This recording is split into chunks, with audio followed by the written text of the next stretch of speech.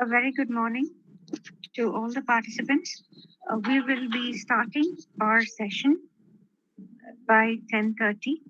So we have a few more minutes, almost like 20-25 minutes. Uh, so we'll be starting the session soon, within half an hour. Thank you.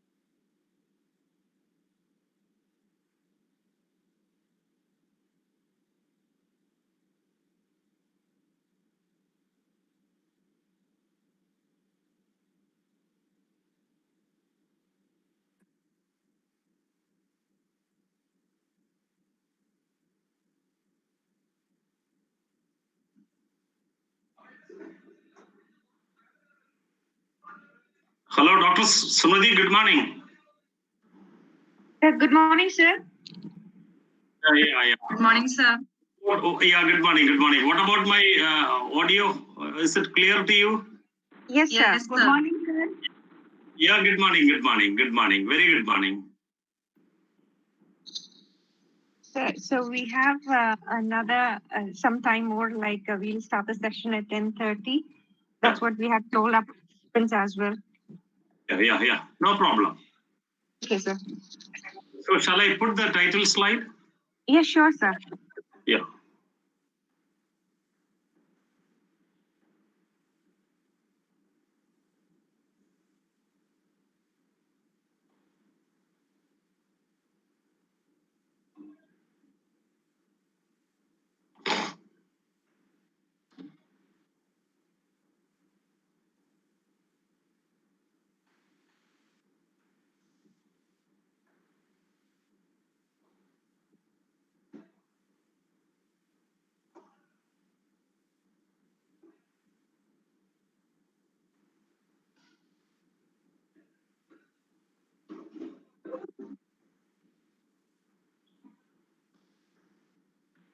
Can you see the slide?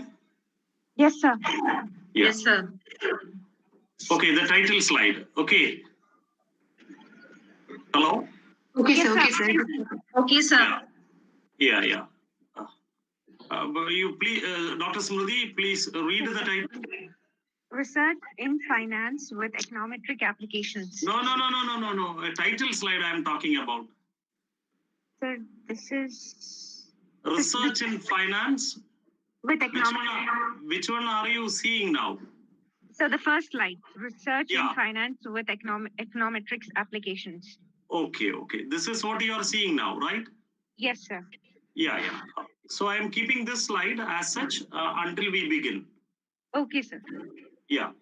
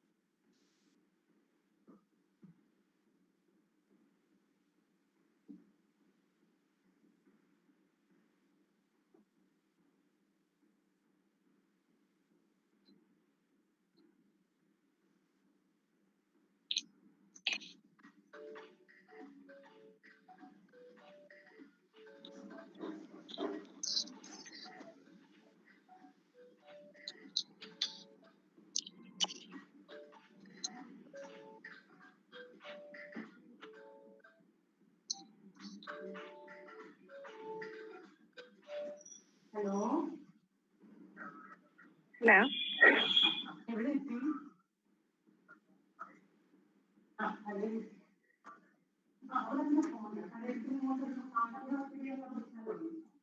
I request all participants to please mute your audios, please.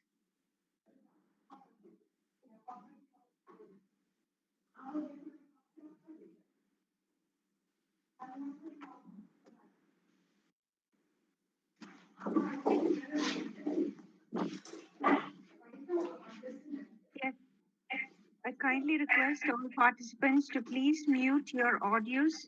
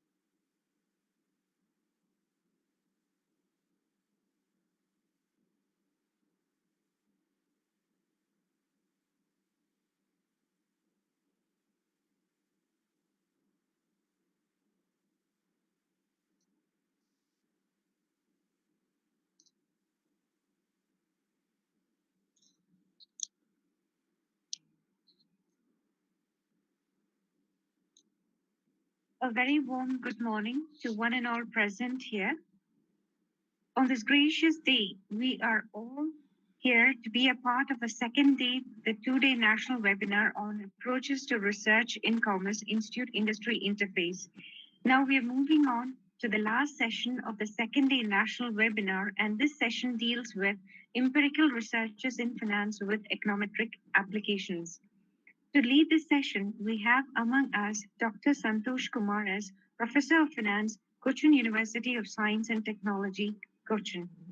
May I call upon Ms. Manju C.R., Assistant Professor, Department of Commerce, Sri Shankara College, to render the welcome speech.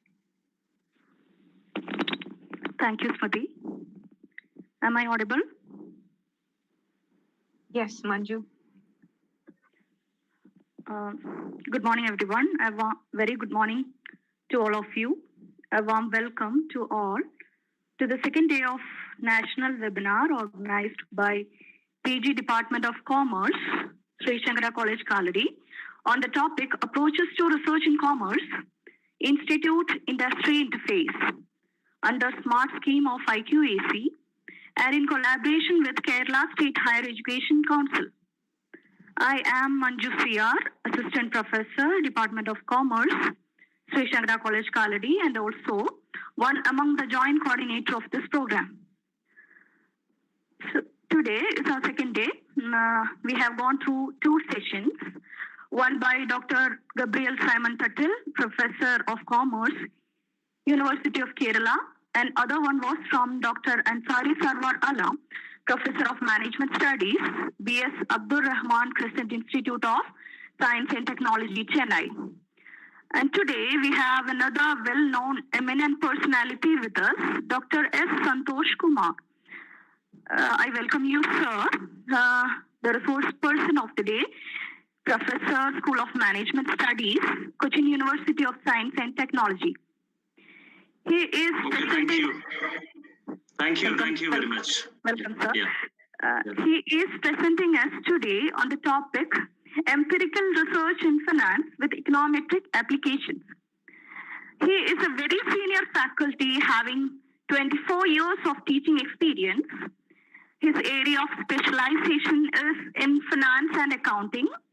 In his career, he has guided so many PhD students, a number of PhD students, published extensively in journals and books, not only Indian but also abroad, 21 international journal articles and 60 national journal articles. He wrote 5 books and chaired 3 international conferences.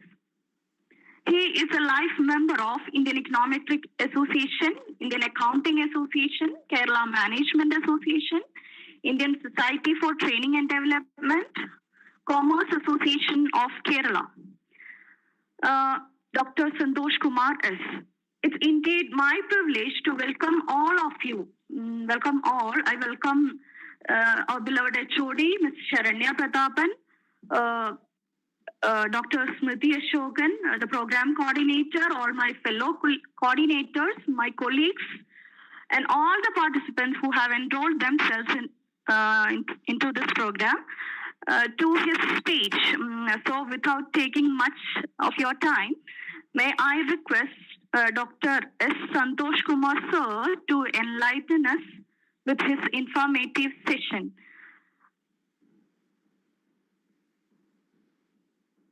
Now, dear participants, I invite your cordial attention to the speaker of this session, Dr. Santosh Kumar S. Okay, thank you. Dr. Smriti, shall I start? Yes, sir. Yeah. I think I am very audible to you, right? Yes, sir. Very clear, Yes, sir. Yeah. So at the outset, I think I must congratulate the postgraduate and research department, isn't it? Yes, sir. Yeah, postgraduate and research department of commerce of Sri Shankara College, Kaladi, for coming up with a very fruitful initiative in the sense that a genuine initiative to do a national webinar on research, even though it has been named by clubbing the names industry, academia, interaction, and so on. The ultimate aim of this webinar is to impart some sort of research skills and to pave the way in its right order so that those who perceive research, those who have undergone research, in the sense that those who have undergone research for acquiring PhD, and also those who are on the verge of registration of PhD, must get the right path how to proceed with it. And remember, when you title a webinar like this, Empirical Research in Finance with econometric applications, you are giving an inclusive invitation for those who are doing and interested in finance research. At the same time, you are giving an exclusive an excluding process, in the sense that who are not in the research area which is related to finance, that group of people or that category should not join for this. I am not of such an opinion, but still, by simply hearing the title, sometimes people may be reluctant to join. those who are very interested in finance research and those who want to understand the intricacies of econometrics may join for this. I think that is a right way. Instead of calling everybody into an arena and discussing something common or something peripheral, that is unwise. So in that sense, I congratulate the coordinator, Dr. Smriti, and the head of the department, other faculty members, and also the principal and other authorities of the college to take such a focused initiative other than a general peripheral initiative to look into the various aspects of research. So in that sense, I would say this is something, a very good exercise from the part of the postgraduate and research department of Commerce. And when the coordinator, Dr. Smriti, called me, I was suggesting this topic because from my experience, I can tell you one thing. Those who are doing research in finance or commerce people, those who have done their post-graduation in commerce, when they come up with, when they come up for research, I do feel that most of the people are not taking or not indulging into the research or research topics in finance. They are reluctant or they are trying to keep away from finance topics.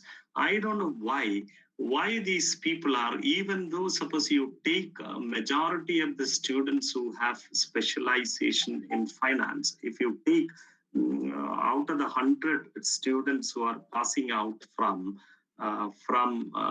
different universities in Kerala, you can see that majority of them are specialized in commerce specialized in finance.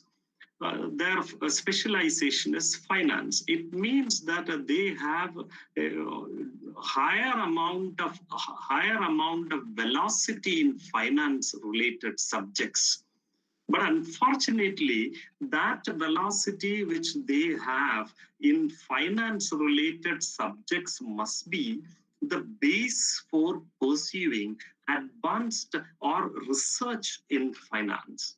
But unfortunately, those who have specialized in finance, what they are doing, in neglecting their velocity in finance related subjects, they are looking for some other areas. A finance person who has seriously deliberated for 2 years in a number of core finance related subjects, what he will be doing? He will be doing on HR, he will be doing on marketing, he will be doing on some other areas, neglecting the amount of velocity he has in finance related subject. This is a bad or pathetic scenario. So I must say that those who have done their specialization in finance, when they come for research, they must try to stick on to their specialized area. They must try more to stick on to their specialized area, because you have specialization in finance. It doesn't mean that you should not look for some other subjects or some other areas. You can look into other commerce areas. I'm fully agree with you. But what I am telling you, when all of you are running towards some other areas, leaving or neglecting finance. The finance research among you, the people in Kerala or the academicians in Kerala, you people, those who are doing, I think majority of Dr. Smriti, majority of the participants are students, research scholars, right? Yes, sir. We also and also faculty members. Right? Yes, sir. Yes, sir. Yeah. So what I am telling you, So when you choose for those who have done research, when you go for your further academic research deliberations, and also those who are on the verge of doing research, and also those who are on the those who are doing research, you must stick on to you can easily stick on to finance area if you try to understand what exactly the intricacies, the fundamentals connected with finance research. What I am saying is, I have titled this session in such a way to arouse some amount of interest among the participants to do some finance research in a genuine way. So this is so fundamental. I would be explaining. I'll be explaining only the fundamental things, because a webinar which is taking place online has its own many limitations. So the interaction is not possible.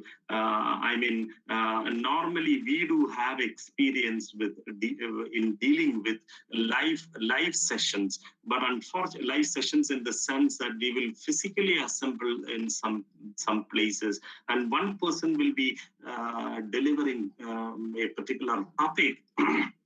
And the person who is delivering the topic will be getting the actions, the reactions, the reflections, everything about the participants or those who are listening to this the session, and thereby he can adjust.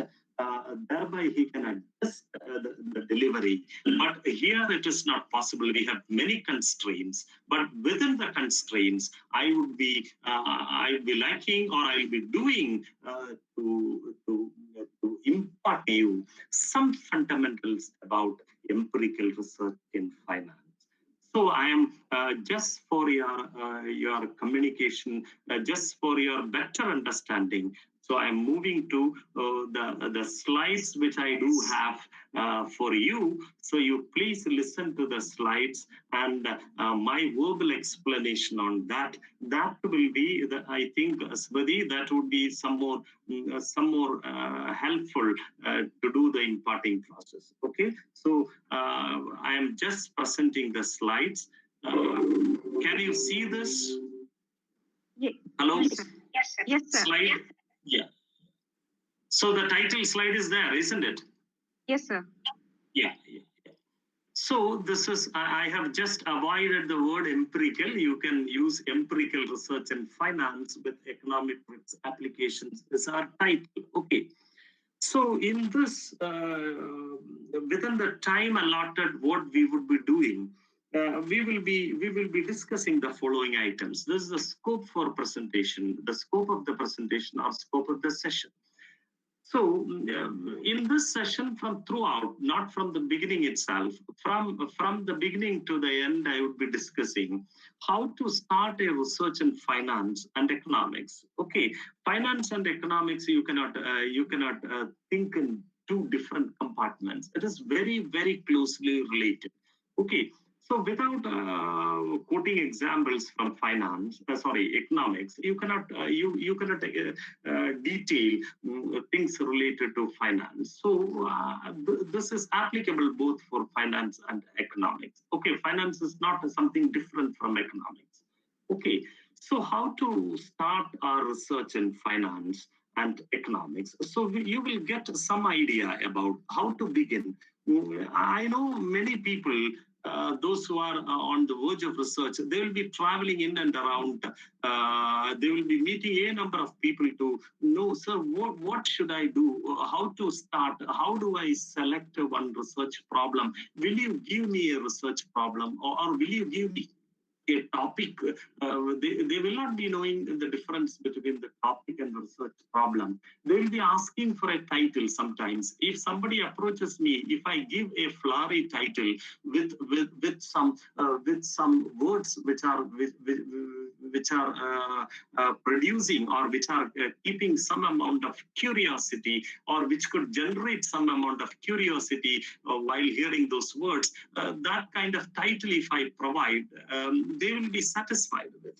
So that people may not be understanding what exactly a research problem is.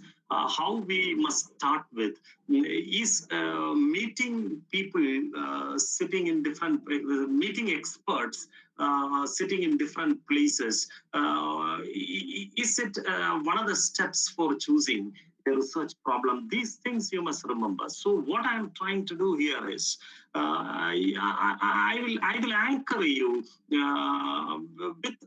with some amount of confidence and with some amount of evidences that this is a good start. This is the way you must start your research in finance and economics. Then we will proceed with, when you do a research in finance in the way I have explained here, okay, I have mentioned here, the explanations come later. What I have mentioned here, how you must do your research in finance and economics. Okay, you have to proceed with some models. Okay, you can call it financial or economic models. Okay, so can we proceed with an informal financial or economic model? So when you hear about my statement here, informal financial or economic model, so you will definitely have a thinking in your mind that if there is something informal, there must be something formal also. There must be something formal also. So what I am explaining, when you start your research, you must have a formal model.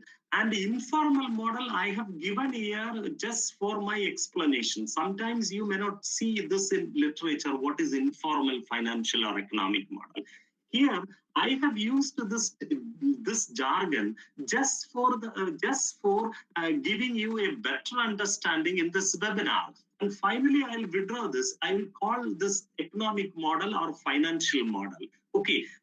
So, but just for the explanation I have given you, I am giving you that there's informal. Can we proceed with those who are doing a research? Can they start from an informal financial or economic model? So here you are getting a clue that whenever you start your research, you must have a financial model or economic model. So we will discuss what exactly a financial model or economic model in your research, and how, in what circumstances you consider this as a formal financial model, and what circumstances you consider it as informal financial model. Another one, another scope is how economic or financial models, it will serve to form respective econometric model. So in the next stage, what we would be discussing from a financial model or from an economic model. Okay, from an economic model, how do you make an econometric model? So you are getting here and understanding that an economic model and an econometric model are different. An economic model and econometric model are different. When I speak about the difference, it doesn't mean that it is something so different.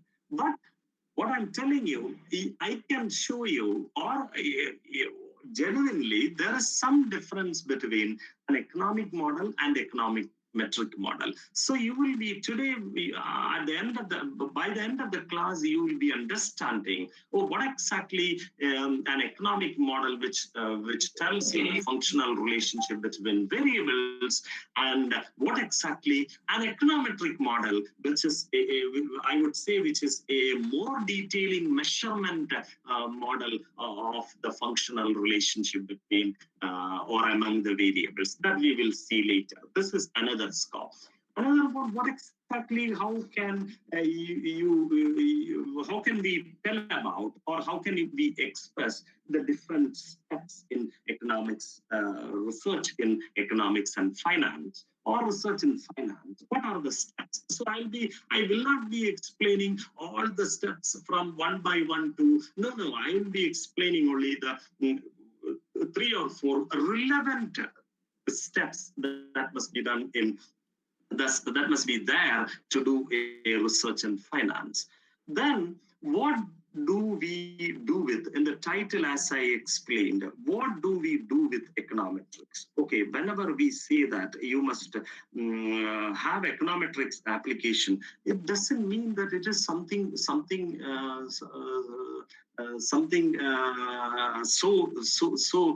different or not familiar to you. No, it is done in every research. Econometrics has been done in every research. Okay, in all research, you could see some form of measurement, When it comes to the economic variables, it is called econometrics. That's all. This form of measurement you can see in all research. So what do we do with econometrics in our finance research? That I will explain or we will discuss during the webinar.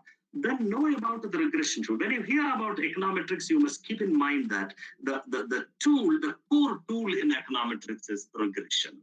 Regression is the tool. So we will explain, and we will also have an exercise using Excel to know about what exactly the regression is. It is very simple. You must try to understand what exactly the regression. And regression is the core tool, the primary tool used in econometrics. And then when you do a regression, you will have, or when you try to explain the relationship between two variables, you are taking some assumptions. One of the crucial assumptions among the different assumptions are a zero conditional mean assumption. We will see it. I'm not detailing it now. We will see it, what exactly it is. And we will have some discussion on when you go for finance research, you will be confronting with different types of data or different forms of data. So we will have a small discussion on what exactly the structure of data which you will confront while you do the research in finance. So along with this, we will discuss one or two studies. Depending on the time, we will discuss one or two studies relating to finance. Okay, so that discussion will be based on my explanation. I'll give you the two ways of doing, or the two thought processes in your mind when you do a research in finance. So the examples I would be discussing, it is related to that thoughts. So in which way, if you have this kind of a particular thought in your mind, how you will be proceeding? If you have another a particular type of thought in your mind, how you will be proceeding? Both we will see if we have enough time. Okay, then, so what I am coming here, I have written here, I have stated here the theory. All of you have heard about theory. All of you know what exactly theory is. You are familiar with many theories. The commerce people are familiar with capital structure theories. Just one second.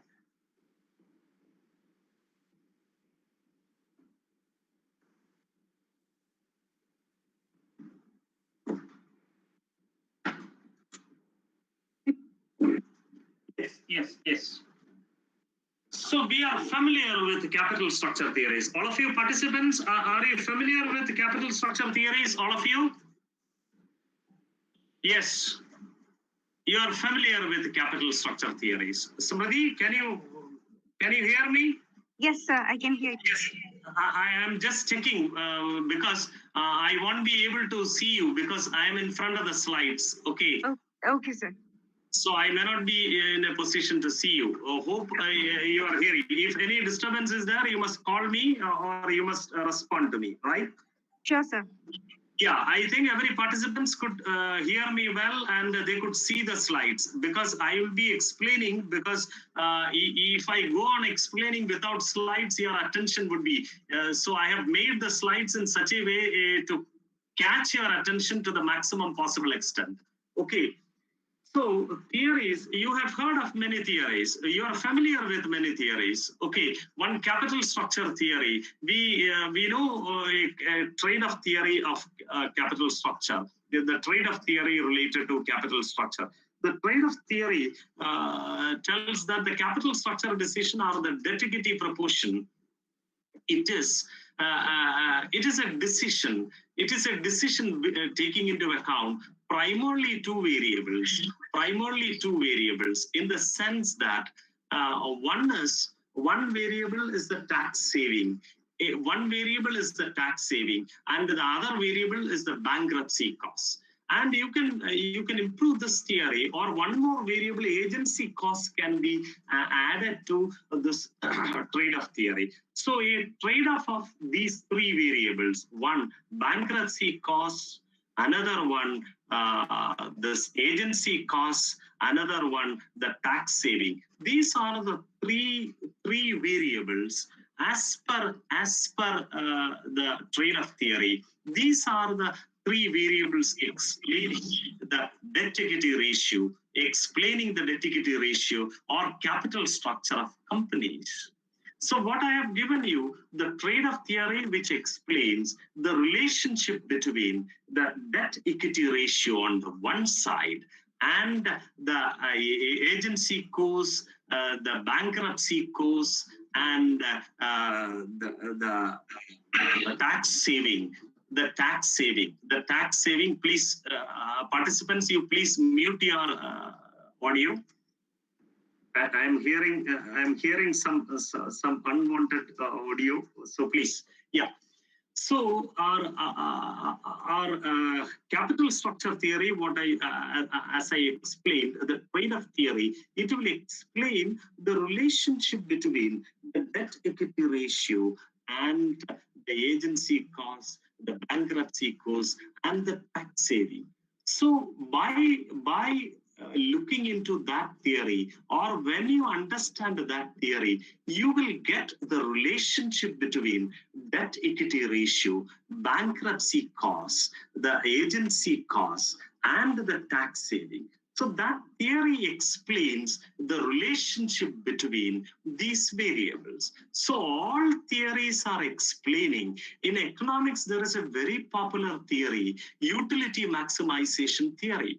If you look in what exactly the core or the essence of that theory, when people like human beings, okay, when human beings or when people go for some spends, or when they spend money for something, okay, they will try to maximize the utility out of it. They will try to get maximum utility out of their spend. Or when they are buying something by spending some amount, what they would be doing, they would be trying to maximize the satisfaction from it, or they will be trying to maximize the utility out of this. So by looking into this theory, you can make a number of demand function in the sense that the demand for a product will vary depending on the factors which would affect the decision of the people. The utility maximization theory says that if you look into the law of demand theory, you can say that when price increases or when price decreases, the demand varies. Okay, it is a theory which takes into consideration only the price and demand, the quantity demanded, only the quantity demanded and the price. But when you come to, when you incorporate utility maximization theory also into the process, you can see that demand for a product is not only the function of the price, it can be a function of the price of the complementary goods, the price of the alternative goods, okay, the taste of the person who is spending the money. Okay, all these number of factors are influencing the demand decision of a product. So a utility maximization theory will be explaining you the individual makes choices or decision regarding something to be consumed, but so as to maximize their utility or well-being. That is the utility maximize. So like this, in all, not only in finance, economics, in all fields, in all domains, you could see a number of Maslow's need hierarchy theory, which will explain the relationship between the satisfaction of the of employees. Okay, how you can motivate the employees by satisfying their different needs. Okay, that theory explains. So when you read that theory, or when you try to understand theory, what you would be getting? You would be getting a relationship between variables. Okay, how motivation on the other side and their needs on the other side. What exactly the relationship between these variables? So theories are explaining the relationship between variables. So it is. So I would say that, or it is commonly understood that we are understanding the world around us through theories. Theories will, because theories are explaining relationship between what we are seeing outside, our external world, what we are seeing outside, or what we see, or what we acquire, or what we grab through your sense organs. Okay, what exactly the relationship between, if you see something standalone, it will not have any meaning. So when demand is there, when price is there, when the price moves up or down, what exactly the change is happening in demand, that when you grab that relationship, you will be getting you will be understanding the intricacies related to that, or the world around you, what is in and around you. You will be that relationship will be understanding through theories. So theories are primarily for explaining the relationship between the variables, and you must definitely understand it is through theories you will be understanding, or you will be explaining, or you will be grabbing what exactly the world around you is. That is the purpose of theory. So I have titled the session as Empirical Research in Finance with Econometrics applications. So you must know what exactly an empirical research. That is everybody will continuously use. What does continuously use? I am doing empirical research, or I do have. I am telling this. I am opining this by having some empirical evidences. So empirical research is empirical. The term empirical is something common. It is used by a number of people in many contexts. But I do have a specific doubt whether these people are using this term by understanding the intricacies well, or whether they are understanding the core, what exactly it is. A genuine understanding about the empirical research is there, or they may be knowing it, but whether they are able to explain what exactly an empirical research is. So here you must try to understand. What I have given here, it is data. You know what exactly data is. Data. Okay. So data. So you are using data, some form of data, for testing a theory. Theory I have explained to you. Okay. It is the relationship between variables. So when you use data for testing a theory, so a theory will be telling you the relationship between variables. Okay, so you are testing that theory, means you are repeating with data whether that relationship is true or not. So your empirical research, whether it is in finance, whether it is in HR, whether it is in marketing, whether it is in psychology, what you will be doing, you will be using data for testing a theory. So there is a question whether a theory must be there, or a backing of a theory must be there to do a test, or to do for testing some relationship. No. Okay. Yes. Or empirical research means data can be used for estimating relationship. Data can be used for estimating relationships. Okay, what is a relationship between variables? Relationship between variables. So this is called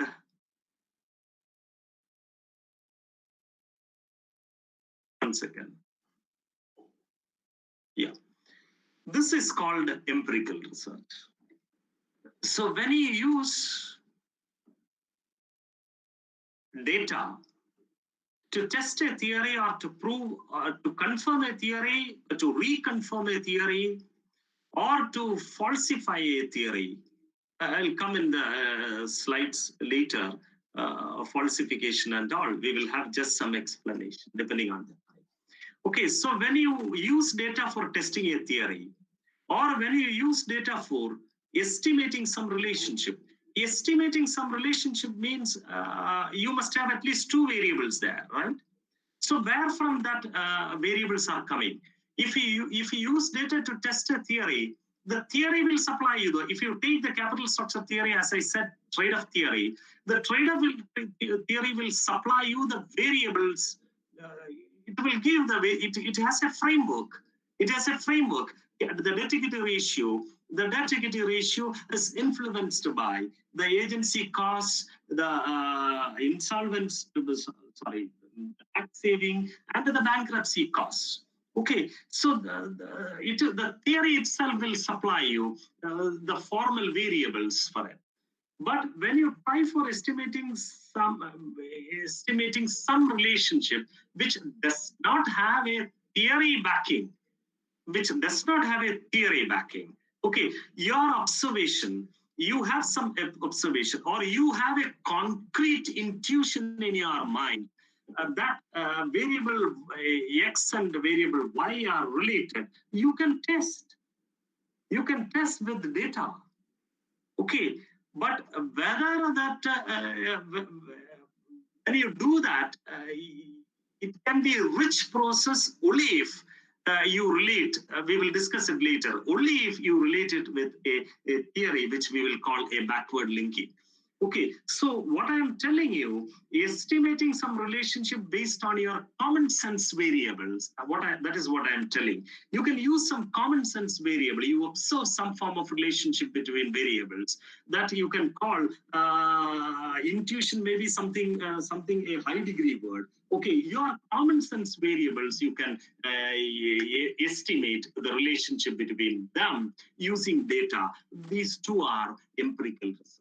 So empirical research is taking the form of testing a theory. When you collect data for testing a theory, it is empirical research. When you collect data for estimating some relationship which may not have a theory backing, or you can give, even though you start with not relating your research with a theory, and finally you could, finally or in between, you could relate your research with some theories. That is a skill process. Okay, if you ask me which one is rich, I would say the first part, data, testing a theory, that is what is empirical research. That part may be more rich than, it doesn't mean that the other part is inferior. No, but there are circumstances where the second part, data used for estimating some relationship, which is possible in many contexts.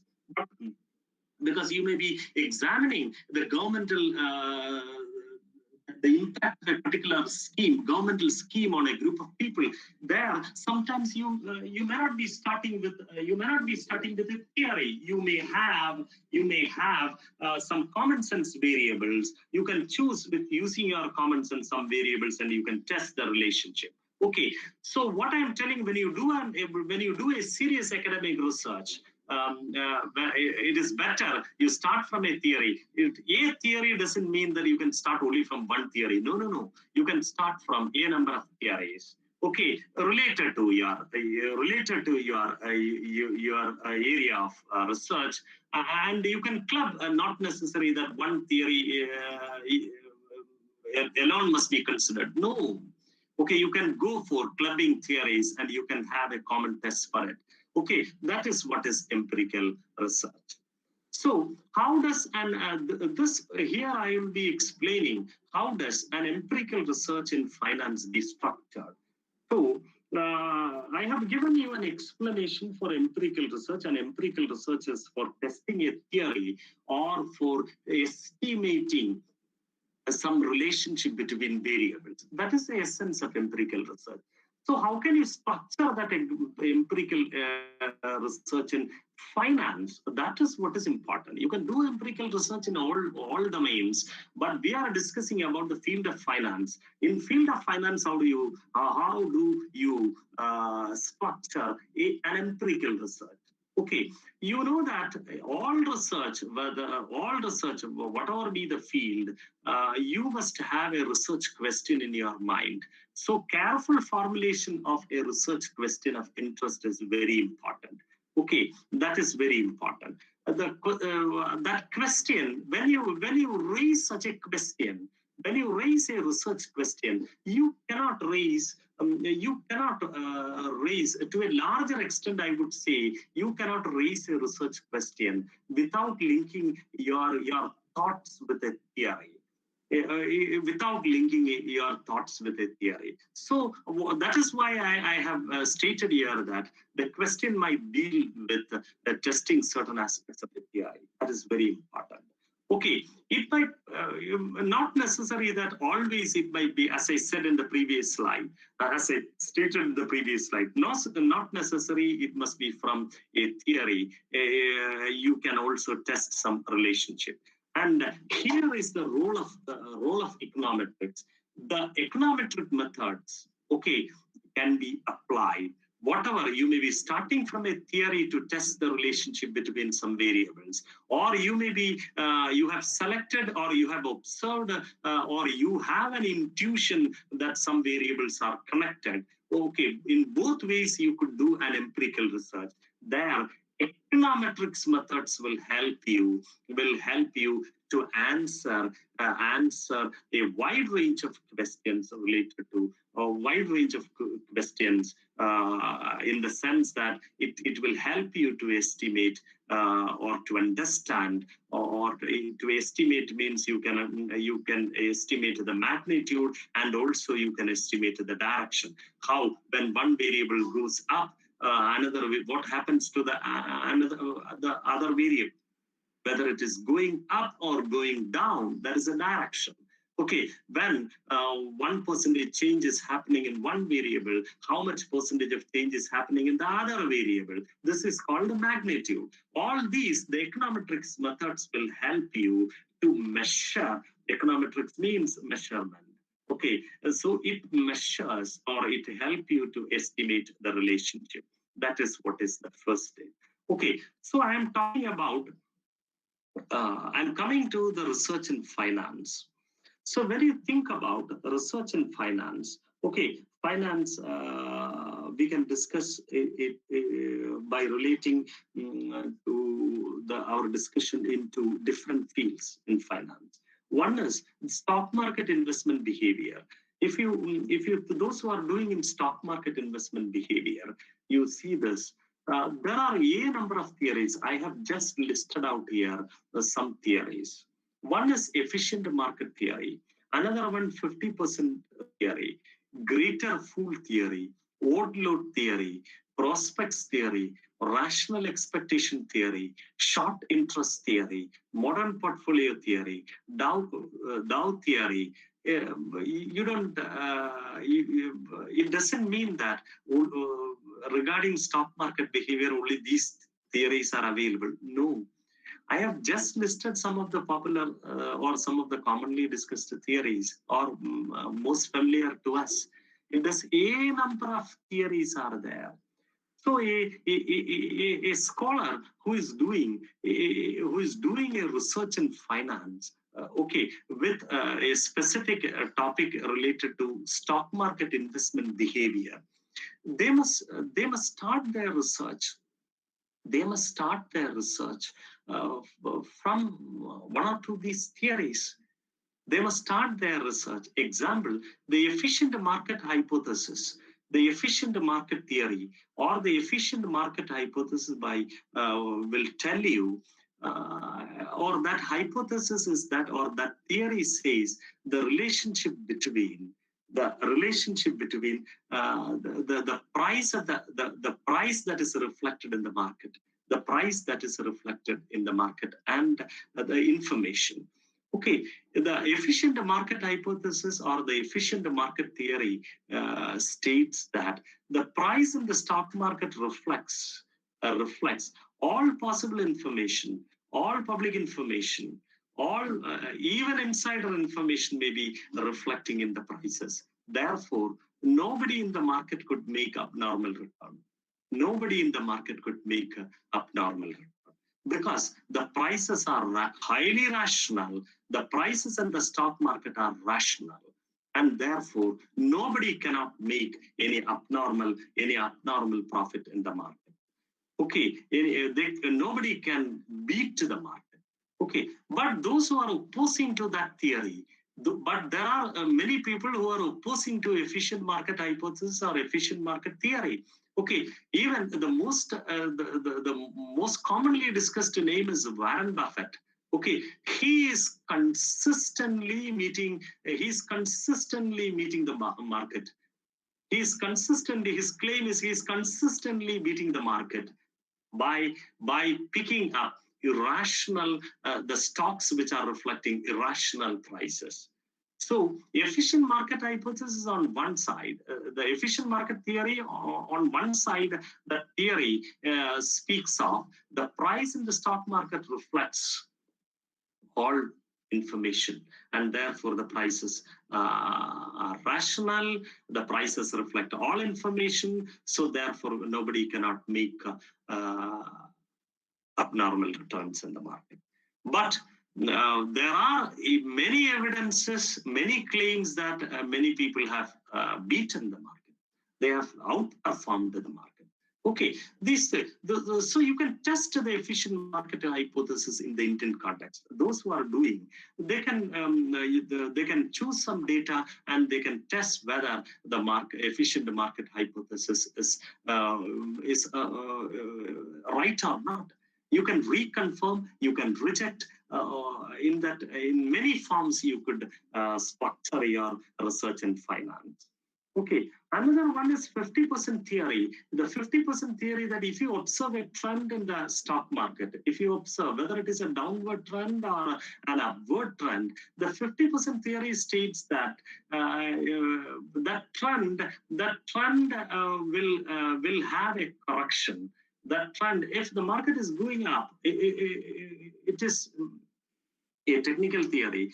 If that market is technical analysis theory, if the market is going up, if the trend is like that, it will have a correction. That correction would be to the extent of 50% to 2/3, 50 to 50, one half to 2/3 of the prices. So again, it will go on the trend.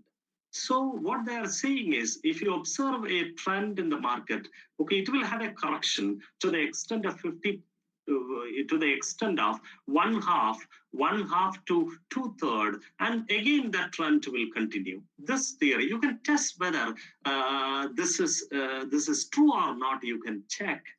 And there's a greater fool theory. The greater fool theory speaks of you can make profit from the stock market until a fool than you, until a greater fool than you is ready to purchase your investment at a price at a higher price.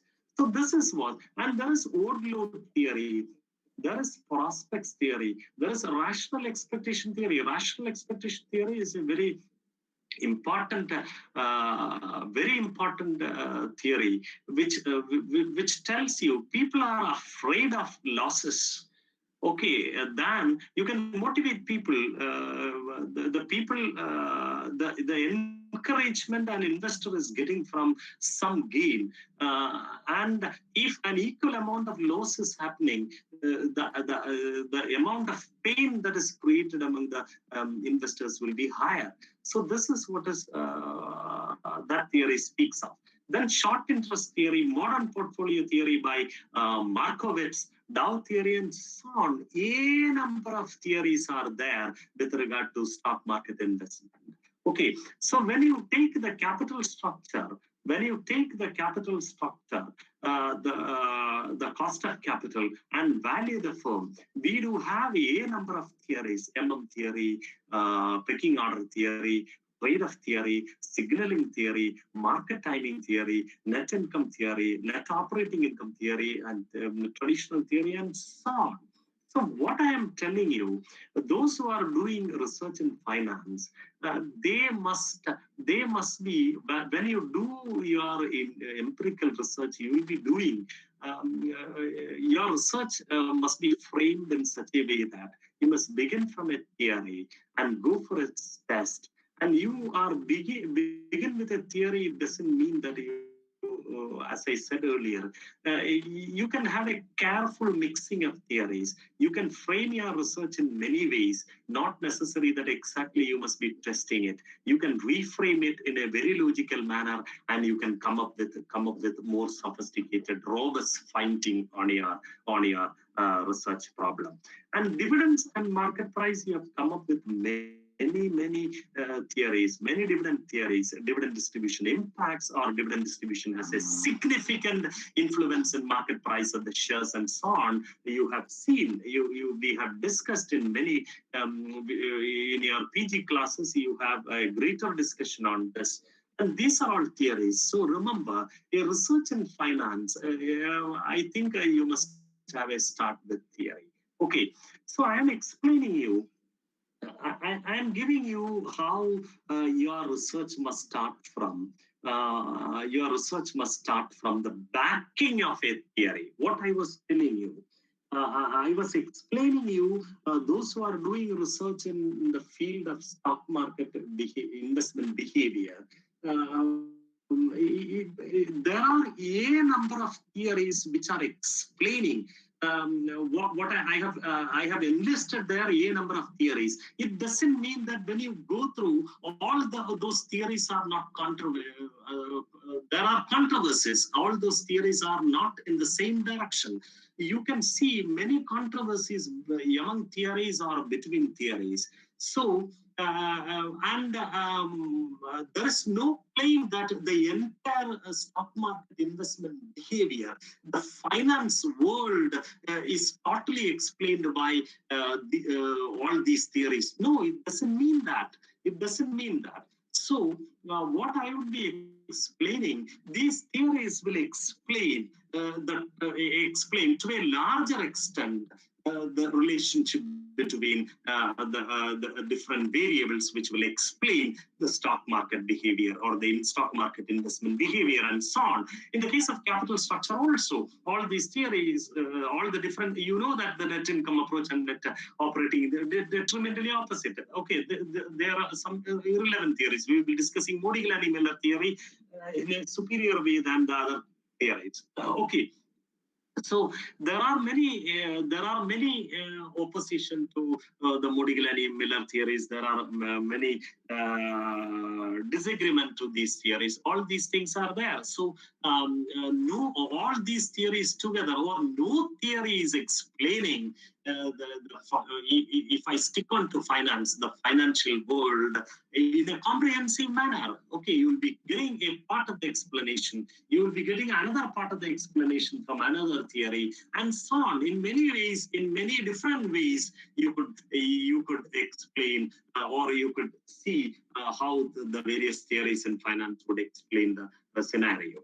So, and coming to a Keynesian theory, okay, this is a very, very popular theory. Why did I brought this here?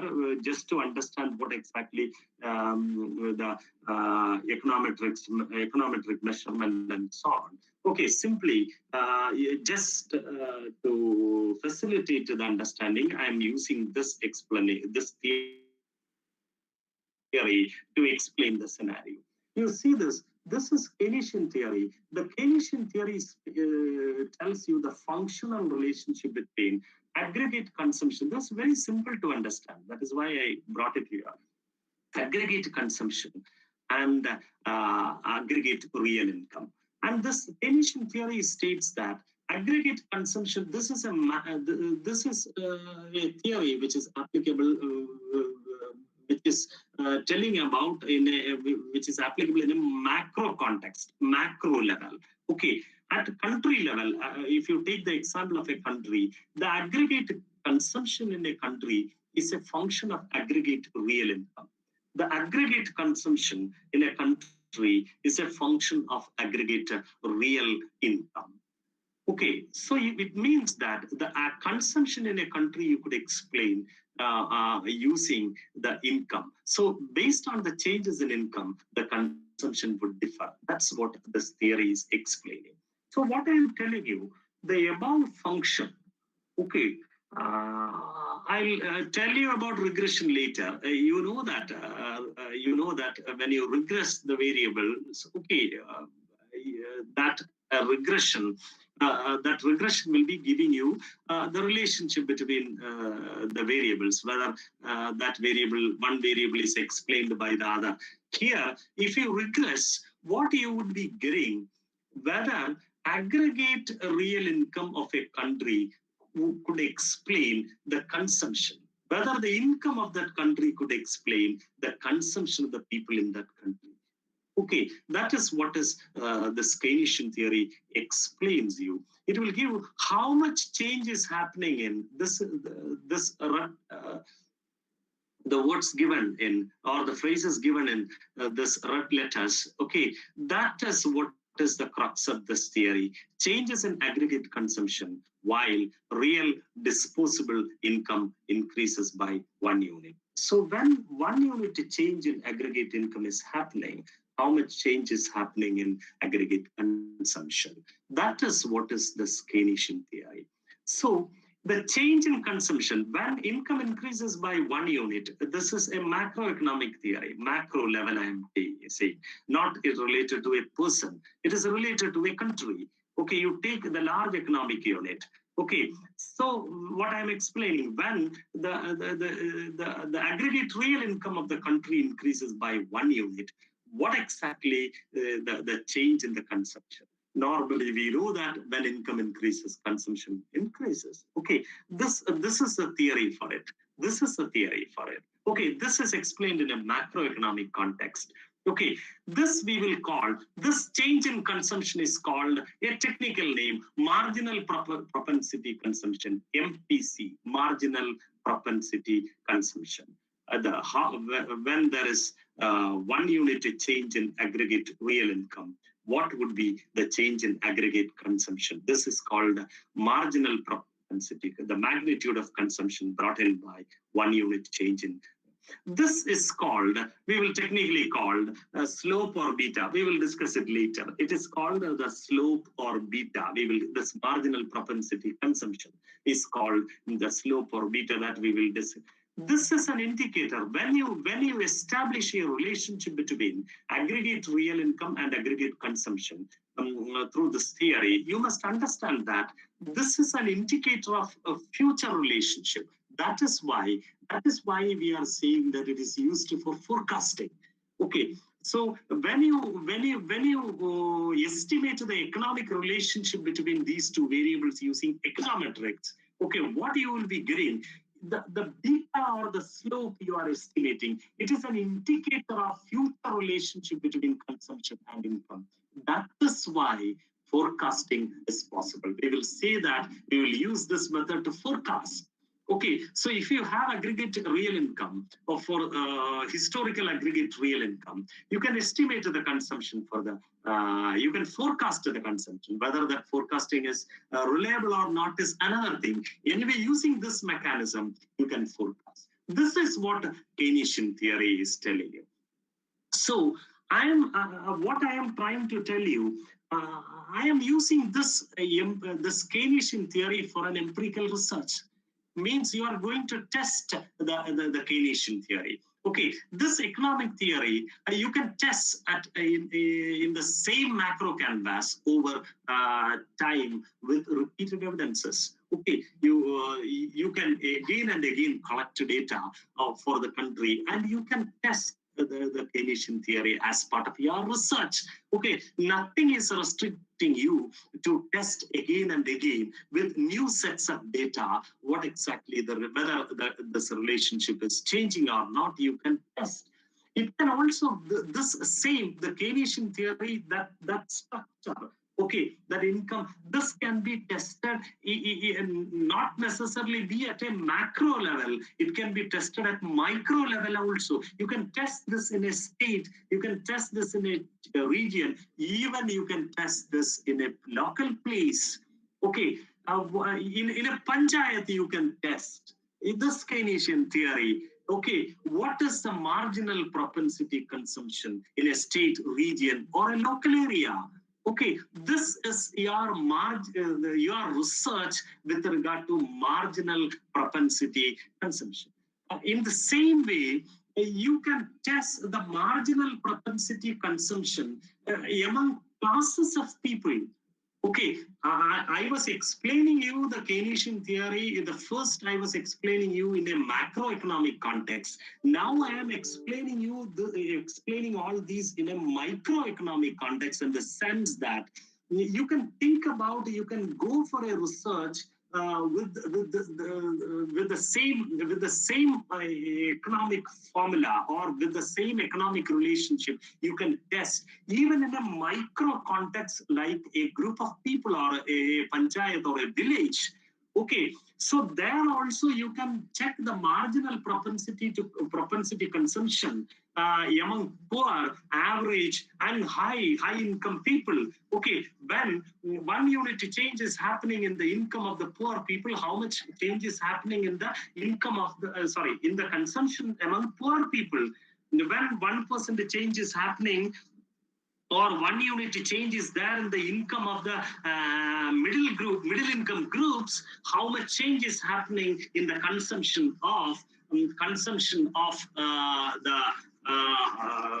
the average or the middle income group people.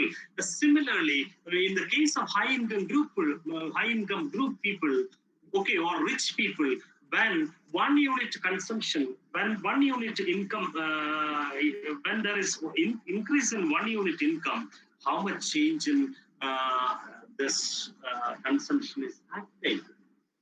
This is your marginal propensity. This is your marginal propensity consumption research. Okay, so this is whatever things I explain, or whatever different scenarios I explain. 1 second.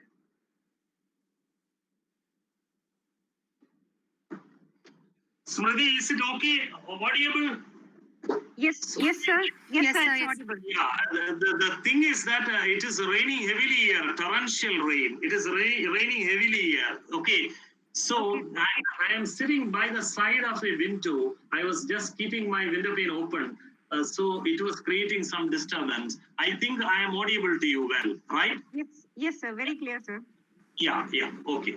So I was explaining your research about marginal propensity consumption based on Keynesian theory, and you can apply that in macro context and also in micro context. Talking you about the utility maximization theory. You can club the utility maximization theory with the Keynesian theory in a micro context. Okay, because you are very well aware of the fact that income is not the only variable which impacts the consumption. Your consumption is not 100% depend on which one, the income. There are a number of factors which can influence. So you can think of, I have initially given you some explanation about utility maximization. The demand function, you can write up a demand function, a number of demand function based on utility maximization function, in the sense that the price of some other goods Okay, the price of substitute goods, complementary goods, the taste of the people. Okay, at micro level, all these factors are influencing which one? The propensity consumption. So instead of one variable on the right side, instead of one explanatory variable, so I am giving you a name. We will have some more discussion on that. When you use the Keynesian theory, on the one side, the consumption is there. You can call that the better way is dependent, independent. I am excluding. I am keeping away from that. The best usage is explained variable. The explained variable is consumption and the explanatory variable is income. I am telling you that when you do your research with Keynesian theory, or when you do your research on marginal propensity consumption based on Keynesian theory, you can go for utility maximization theory. And what are the variables suggested by utility maximization theory can also be the explanatory variable while you regress, so that you could bring a more realistic picture in your research. Okay, so you can explain very well. You can explain very well by adding these variables. You can explain very well the marginal propensity consumption. So in a nutshell, what I am telling you from this Keynesian theory, from the different stock market investment behavior theories, from the different capital structure theories, what I was telling, your empirical research has when you start your empirical research, if you start with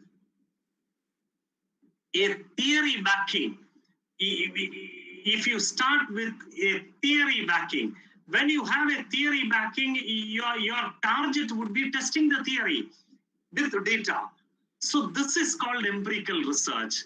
This is called empirical research. So testing of a formal financial theory with in a context with evidence is the nutshell of empirical research. So there is a fundamental question. There is a fundamental question whether backing of a theory is always important, whether backing of a theory is always necessary to do empirical research. I would say never, never.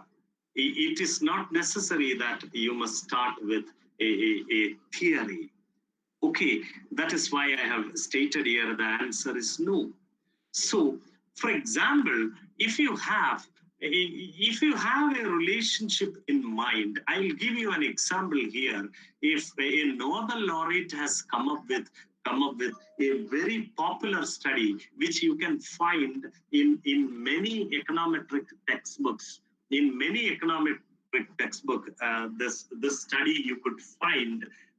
He has come up with an empirical research without the backing of a theory, and in between or finally he was beautifully linking that empirical research to an existing theory. Okay, he was not starting with, that is what I am explaining. Okay, that example I will explain you. That Nobel laureate, it was Gary Becker. Okay, Gary Becker, he was finally linking his empirical research, with utility maximization framework or theory. So in the sense that what was his research? His research was about crimes, crime, CRIMES. His research was about crimes. Okay, crimes. Why do people engage in crimes? So simply by hearing this, you may not feel that, is this something to be researched by a Nobel laureate in economics like is this crimes, it is related to something in the mental state of somebody else. They are engaging in crimes on account of some mental state, some depression, some form of hyper things, and so on. So at the first glance, you will be put in trouble, or it will not be digesting for you how this kind of a relationship can be, or this kind of things can be examined by an economist. And what he has done, he was explaining this criminal behavior by taking into account it has an opportunity cost. If you take those who are engaging in crimes for money, those who are engaging in crimes for money, okay, if they are not engaging it, okay, they will not get that money. So crimes has an opportunity cost. If you don't engage, you will lose that money. You will lose that money. So we will say that those who are engaging, or those who are spending time for doing crimes, okay, it may be for somebody else, it may be for some money, earning some money. Okay, that is Becker was explaining. The crimes have an opportunity cost. Those who are doing crimes, they have an opportunity cost, in the sense that if they don't engage, okay, they will lose that money. Okay, agree. At the same time, Gary Becker calls it as the benefit. It is the benefit.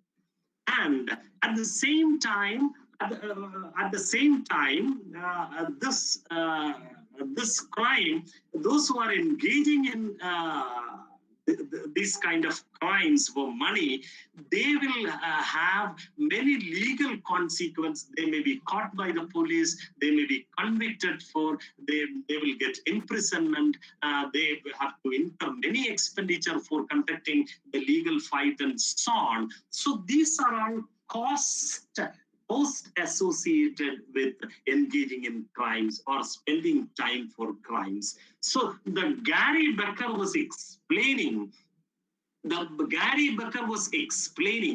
relationship between wage or remuneration, or the benefit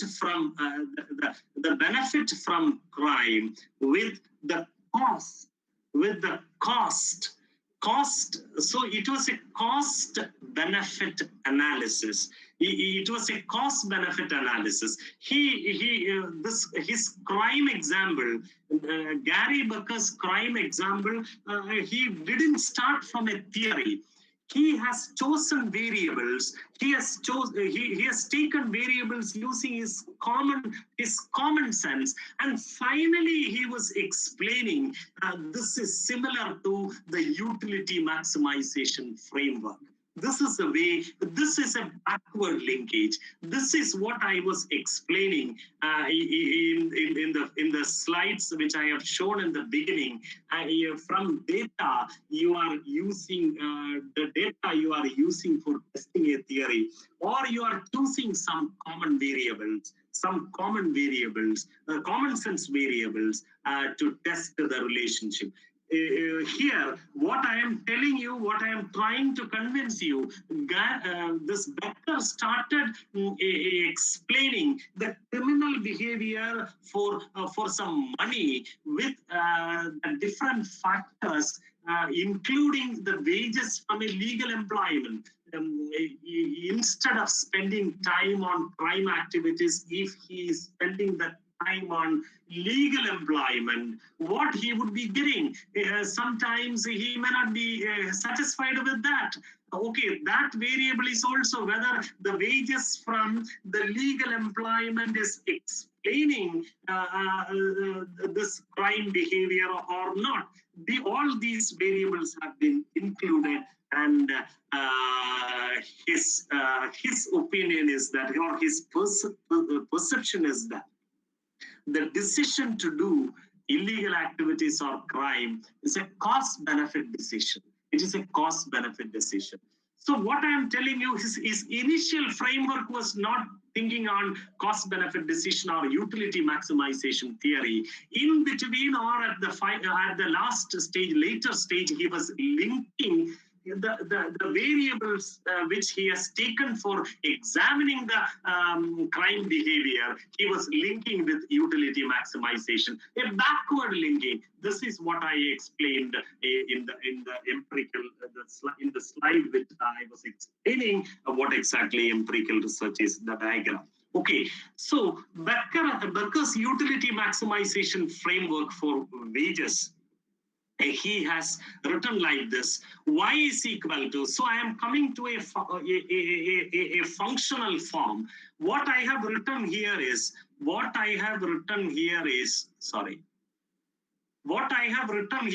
a functional form. You can call this a functional form. What is this functional form? Y is equal to function of x1, x2, x3, x4, x5, x6, and x7. So these variables you can call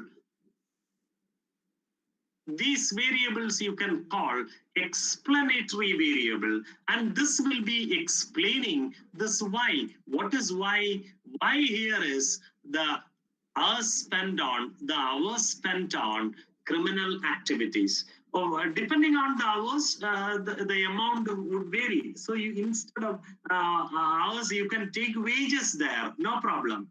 Okay, depending on the number of hours, if the number of hours increases, the wages can increase depending on. Okay, so here this framework would be explaining. The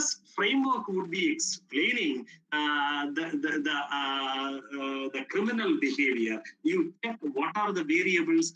Wages from the explanatory variables are wages for an hour spent in criminal activity, hourly wages in legal employment, income other than from crime or employment, probability of being caught, probability of being convicted, expected sentence if convicted, and age. These are the variables. So what this model, this can be called an economic model. So in the first slide I was explaining about, Smriti. Hello? Yes, sir. Yes, sir. Yeah. Shall we continue? No need for a break, right? No, sir. We can continue, sir. We can continue. Okay. Yes. Yeah, just 1 second.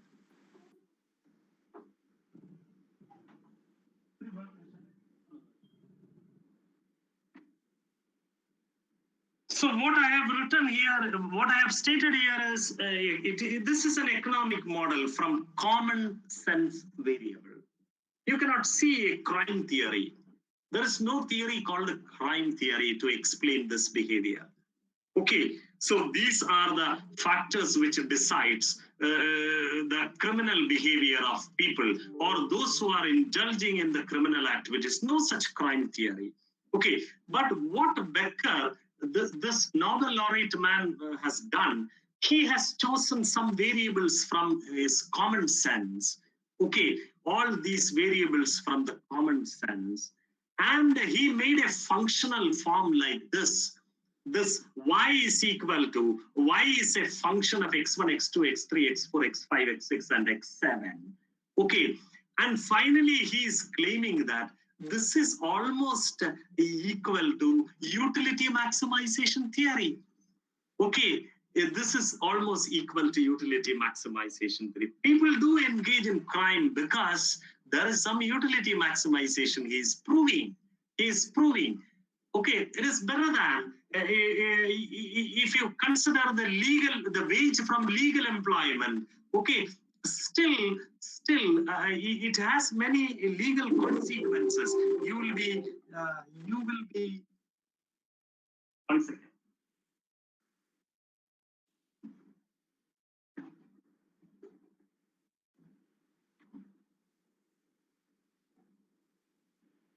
Yes, you will be caught, you will be prosecuted, Okay, you will have, you may get punishment, you will be sentenced for a long period of time. Factoring in all these, still, utility is more there. That is why people do engage in crimes. He has proved. Okay, so finally he was not starting from utility maximization theory. He was choosing variables, common sense variables, and finally that framework was linked. It is almost same, or you can connect it to utility maximization frame. That is the beauty of the work. This is also possible for those who are engaging in finance, but careful, all your variable selection must be justified by you. It must have a concrete sense. You must justify. Simply, you cannot say that the numerical relationship. Since two variables have numerical relationship, you cannot say that it explains the other. The one is explaining the other. That is a false claim or a spurious claim. Okay, so here, what I have written here is an economic model. Okay, whatever it may be, because utility maximization, whatever it may be, this is called an economic model. This is what I was telling you, an informal economic model, because this model has been written by Becker without the support or backing of a theory. And finally, he was linking this functional form with an existing theory.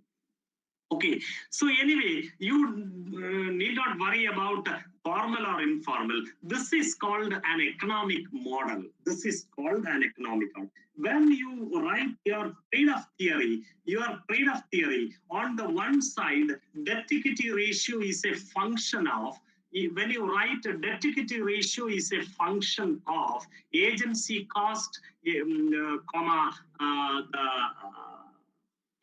bankruptcy costs and tax saving. When you write your trade-off theory like that, you can test that theory. When you write a functional form like this, debt-equity ratio is equal to, it is a function of agency costs, bankruptcy costs, and tax saving. You have written an economic model. That's all. That is what I would like to convey you here. It is an economic model.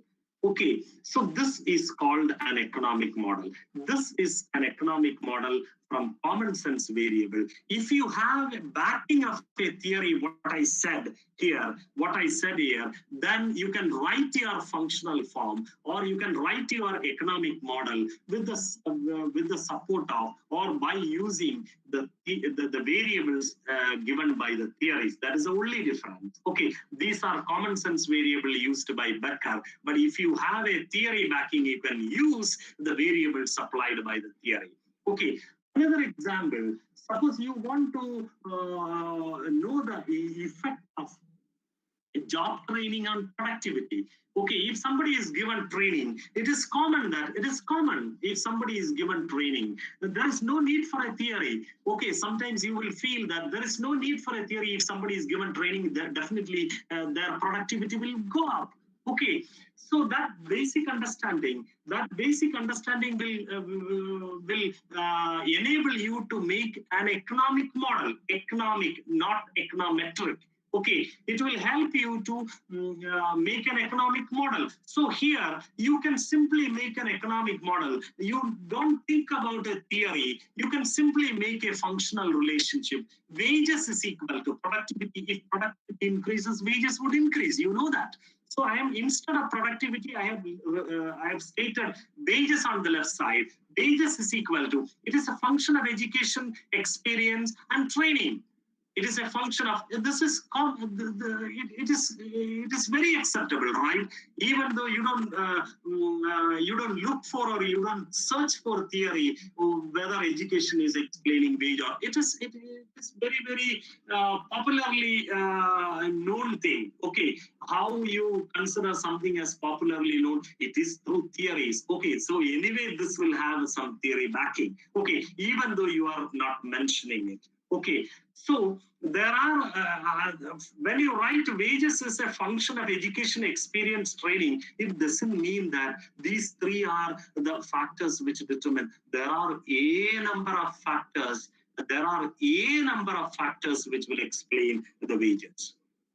Okay, so what I am trying is, I am coming to the first step in economic research and finance or economics. Okay, so what I was telling you so far, you start with a theory because theories are for falsification. Falsification in the sense that when you use scientific methods to bring something, okay, it is called a scientific research. A scientific research is giving its findings based on probability, and a particular amount of knowledge can be considered as a scientific knowledge if it admits the possibility of falsification. So it is a generally accepted fact that the theories are for falsification. Theories are for falsification or refutation. So when you use some data to test some theory, so that theory may be falsified or that theory may be refuted. Okay, plus, so what I'm telling you, your first step is to start from a theory, because why I'm saying, if a theory is there, why do you again test and test? That is a question. So I am telling you the answer, because theories are for falsification. You can repeatedly, that is why it is called a scientific knowledge. Okay, you can refute it, you can falsify it by empirical evidences. Over time, you can bring more and more empirical evidences, again test the theory, reconfirm the theory, or you can falsify the theory or refute the theory. This is the way the field of finance or the field of marketing or field of research, field of HR or psychology or some other physics or science, everything is expanding by doing so. Okay, and even though you don't have a theory, even without the backing of a theory, you can go for empirical research. That is what is the crux of what I was explaining so far. Okay, then what to do as the second step. The second step is, after coming up with this formal economic or financial model I explained. Okay, the next one is rephrase it into an econometric model. Okay, so the functional form I explained in the case of crime, or in the case of trade-off theory, or in the case of this wage productivity example, productivity training example, not wage, productivity training example. I have given you 3 examples. In all the 3 examples I have discussed, something is a function of some others. Something is a function of some others. When you express such a relationship, or when you state such a relationship, it can be called an economic model, because you are going to estimate the relationship. That is why it is called an economic relationship. But as such, that economic relationship or functional form that you have written there is not readily available for estimation, because you have to transform it into an econometric model for measurement. So your functional form, you have to transform into econometric model. Okay, previously, once again I am repeating, previously what I have shown with regard to Becker's utility maximization framework for crime, and the wage productivity functional relationship, and the trade-off theory, how debt equity ratio is explained by the different variables. All these functional relationships I have shown, you can call it economic model because it is for measurement of the relationship. Okay, and that measurement, you have to convert it into econometric model. It is not a big process, but I'm telling you, you must have a conception in your mind about this one. This is, you are converting it into econometric model. So I have given the Berker's utility maximization framework. The Berker's utility maximization framework. Yes, the Berker's utility maximization framework.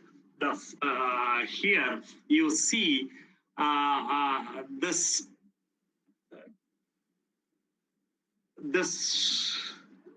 time spent on. 1 second.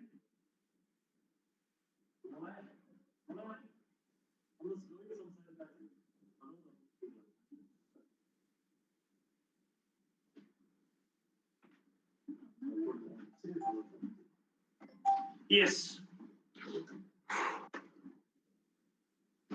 Yes. So in the Berker's utility maximization framework, you see this, this is a functional form we have written here. So I have given in red letters here, X4, X5 and X6. I have given in red letters because you see, hours spent on criminal activities, you can directly observe. You can get direct numerical figures for that. Wages for an hour spent on criminal activity, you can directly observe. Hourly wages in legal employment, you can directly observe. Income other than from crime or employment, you can directly observe. Probability of being caught. Probability of being caught. Okay, Becker has included one explanatory variable in his economic model for measuring crime, utility. Okay, he has included probability of being caught. You cannot directly observe it, but you can compute the probability using some proxy variables. Directly, it is not observable. Okay, what is the probability? Nobody will supply you the probability of being caught. Okay, hours spent, you can ask people, those who are engaging in, or you can take from some criminal records of the country. Okay, you can go for wages for this activity. That also you can take from some records or from some other, by interviewing some other people. Hourly wages on legal employment you can take from. But probability of being caught is something you cannot have directly. And probability of being convicted, what is the probability of being found a particular person guilty? That you cannot observe, directly observe. Sentence if convicted. Okay, what would be the punishment if he is convicted? If somebody engaging in, that also you cannot. And the seventh one, age of the person. That also you can directly observe. So what I am telling you, when you move from an economic model to an econometric model, this is the difference. In an economic model, there may be, it would be a mix of, it can be a mix of variables which can be directly observable, and also the items or explanatory items which cannot be directly observed. So I am writing the econometric model of this economic model. This is an economic model, and I am writing the econometric model like this. I am writing the econometric model like this. Crime is equal to, okay, here what I have written here, these are the estimate. The previous slide, if you look into, okay, this is an economic model which comprises of the variables which are directly observable and also variables which cannot be directly observable. This is the one difference. I'll come to the in econometric model, this would be different. So I have just explained the feature of an economic model, which can contain explanatory items or explanatory variables which cannot be directly observed. That is the one feature of an economic model. Another one, the Becker has included, you see here, the Becker has included 7 variables here. But you know, there is no exact relationship. There is no exact relationship. Only these 7 variables are explaining, or only these 7 variables are influencing the crime. If you say it is exactness or it is unrealistic, there are a number of variables. There are a number of variables influencing decision to do crimes, or the decision to engage in crimes, or the crime wages, when you engage, how much you are getting, that will be explained by, there are a number of variables. So when you write an economic model like this, it has a disqualification that it is taking into account only 7 variables, which gives the reflection that it is exact. These are the only variables, 7 variables influencing. But practically, or if you think on realistic terms, you can see that there are a number of variables. So whether your measurement is accounting for, that unobserved variables. Okay, here you are observing 7 variables. I was talking about directly observable or not. This is not the matter here. These 7 are observed variables. What I am telling you, there are many unobserved variables. You are not observing it through your model, but outside your model, there are a number of variables which will explain the criminal behavior, or the criminal wage, or the time spent on criminal activities. You are not accounting for it. Okay, so your economic model will not reflect that. Okay, but when you come to your econometric model, that econometric model will take into consideration, the variables which are not considered by you, or the unobserved variables will also be taken into consideration in the estimation process. That is what I am telling you. Okay, yes. So an econometric model account, this is very important. So an econometric model, this is one of the points which differentiate the economic model and the econometric model. An econometric model accounts for those variables by including an error term or disturbance. The other variables you will place as an error term or disturbance in the model that we will see later. Okay, so the Becker's economic model you can write as an econometric model. So crime is equal to, crime means crime wage or time spent on crime is equal to beta. This is called a coefficient. Okay. When you see the regression, we don't have time to explain what exactly beta is. Okay, that we will, I think you just refer to some books on statistics and try to understand. When you regress, you will get a constant. I am talking about that intercept, this one. Then, so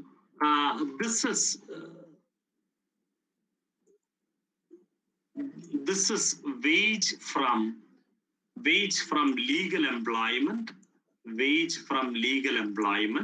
and this beta 1 is the slope. This is explaining. This slope is explaining when this wage in legal employment, if it increases by 1 point, how much change is happening in crime? How much, whether if legal employment is, suppose I'm giving you, if legal employment is giving exorbitant amount of remuneration, nobody will go for this quotation or nobody will go for this crime because the legal employment is giving more. Okay, so what exactly the relationship between legal employment and crime wage? Okay, so when 1 unit change is happening in legal employment wage, how much change is happening in crime wage or crime number of hours spent by people on crime? Okay, and this one is wage from crime, or if you are taking hours here, you can include this one also a variable here. In many ways you can do. And what is my objective is, I think you did understand what is beta. Beta 1, beta 2, beta 3, these are all the slopes or coefficients. Okay, when you regress, we will go to that if we have time. Okay, and you see this in an econometric model, you will have a term, you call it a error term or disturbance term, which will, other than what are influencing other than these, what are the different variables or different factors influencing this crime, that is included in this error term U. Okay, you see in this econometric model, you see the red letters, you see this one, this one, this one, this one. The previously these were considered as not directly observable. Here, the frequency of arrest, it is the proxy for the similar variable or similar factor which was stated in the economic model. Okay, so here frequency, you know, frequency is a number, right? Frequency is a number. Okay, here instead of, I'll give you the previous one.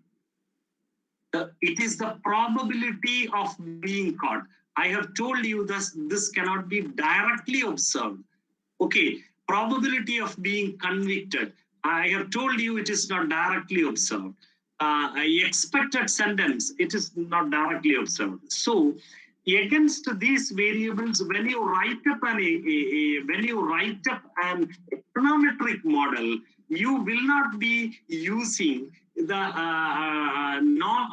variables which cannot be directly observable. You will be using only variables, or you will be using the forms of variables which can be directly observable, in the sense that here, instead of the first one, which is not directly observable there, here the frequency of arrest is taken as the proxy for that. Here, in the second case, frequency of conviction is taken as frequency, how frequently somebody is found guilty for doing crimes. That will be taken as the variable there. The average sentence length, how much period on an average people do engage in crimes have been punished, these have been taken as the way. So all these variables are in numerical form, which can be directly observed. And the factors which are not directly observable are placed in U, which you call disturbance term or error term. So this is what is an econometric model. I think I was distinguishing an economic model in the sense that you are going to measure something. That is why it is, that variable need not necessarily be economic variable, I am saying. Okay, normally we would say that economic variable and its econometric model and so on. Even in other cases also, you can have some measurement of the relationship between variable. It can be considered as an economic variable, I would say. So this is what is the economic metric model of right. So what I am telling you, what do we, one of the scope of our presentation was to explain what do we do with econometrics. Okay, one is estimation of statistics or coefficient. This is what is called a coefficient. This beta 1, this beta 2. Okay, I have told you betas are explaining okay how much change is happening in the explained variable when the explanatory variable changes by 1 unit. That is what the beta is explaining. So the purpose of econometrics is to estimate these coefficients or called statistic. Okay, this coefficient must be estimated, this betas must be estimated, and hypothesis testing. And test the hypothesis. The hypothesis connected with this econometric model is always, okay, always I'll tell you, I'm coming, this beta 1 is equal to 0. That is a hypothesis.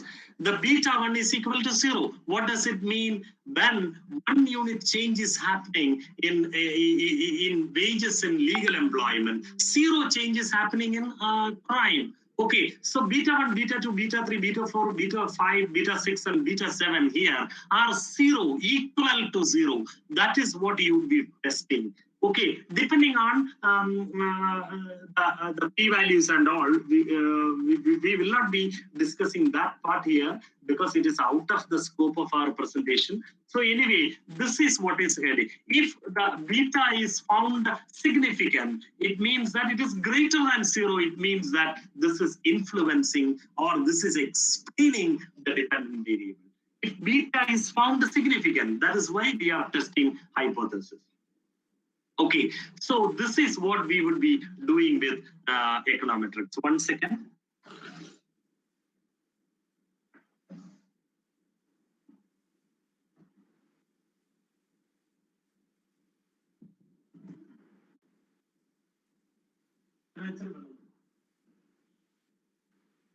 So this is what we would be doing with econometrics. Okay, we will be estimating the coefficients as I have shown the slopes. Okay, then hypothesis testing. So, so I am, for want of time, I am moving. This is enough and more. I have explained. I am leaving these things. Okay. So how to measure the coefficients? I am coming to that because we do have just 15 minutes for 15 minutes more. We have to do one exercise that I will show you.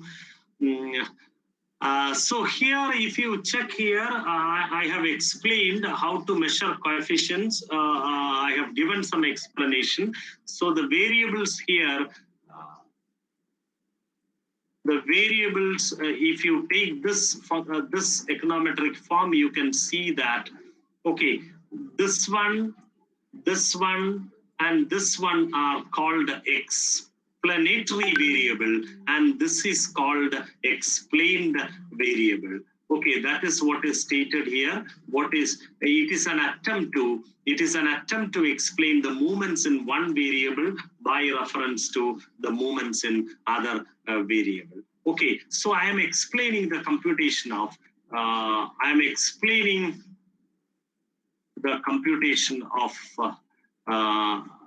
this slope with the Keynesian theory. Just for, okay, I'm just going fast. Okay, I think you have got a concrete idea about what I have said so far. So I am giving you how the coefficient or the slope is computed. Okay, so here this graph is showing this x-axis is representing income, and the left, I mean the y-axis is representing consumption. So against this level of income, what is the consumption that is plotted here? Against this level of income, what is the consumption here? And against this level of income, what is the consumption here? And all these we have plotted. Okay, please wait.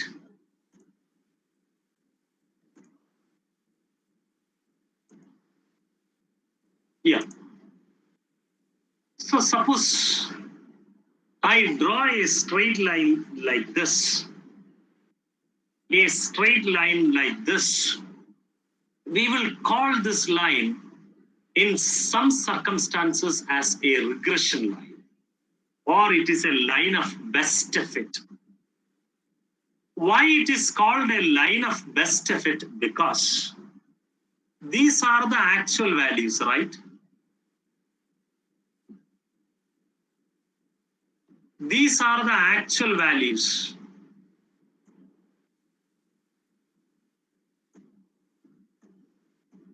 These are the actual plots. This is the difference between the actual. So when you write a straight line like this, line of best fit like this, it means that against this income level, the consumption is this. So there is a difference. This is the difference. This is the difference. Okay, these differences are called residuals. These differences are called residuals. So if you square this residuals, that residual sum of square is minimum, in which case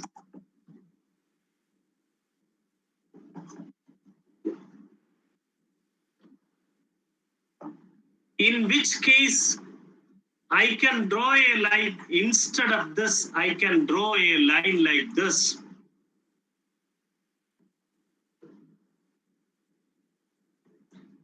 A straight line like this. If this is the line, the difference from this actual point to this point would be this much. Okay, I can also draw a line like this.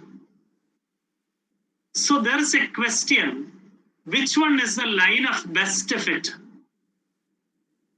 Line of best fit, which one is? The line of best fit is one. When you take the difference between this point to this point, the actual point to the actual plots to the different lines. What is the difference between this and this line? What is the difference between this and this line? What is the difference? So you can draw a line anywhere else, no problem in the plot.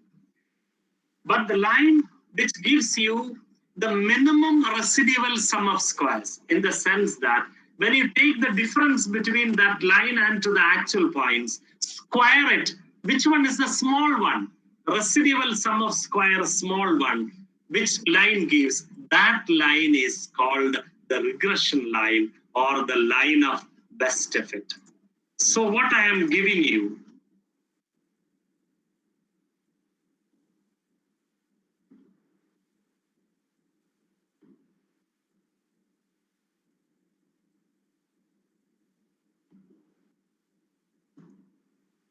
Smriti, what about the time? 12:30. It's fine, sir. Yeah, okay, shall I continue? Yes, sir. Yeah. This is a regression line. And this is called, can you see this on the left side? Left side. This is called beta, the constant, the intercept, its slope is called beta 0, normally beta 0. It means that when your income is zero,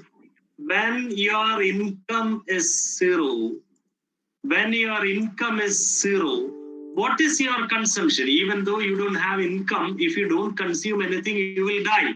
Okay, in that way also you could give an explanation. Anyway, if you have zero income, how much is your consumption? You cannot live without consumption. Okay, in this example. In another cases, you have to justify how much. Okay, sometimes if it is zero, sometimes the other one may also be zero.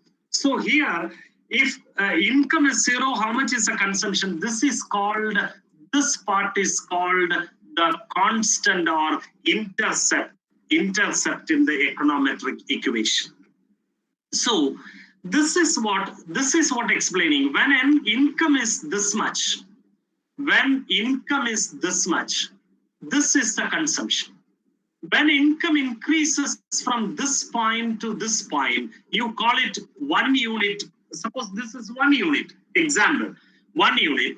Consumption goes from this point to this point. Consumption goes from this point to this point. Okay, this is called when income increases by 1 unit, your consumption moves from here to here. Okay, this is called beta. This is called beta 1. This, because here we have only 2 variables, one income and consumption. So that variable is when income increases by 1 unit. Suppose this is 0.8. Consumption increases by 0.8 of this income. Okay, that is what is, this is called coefficients, slope, or beta.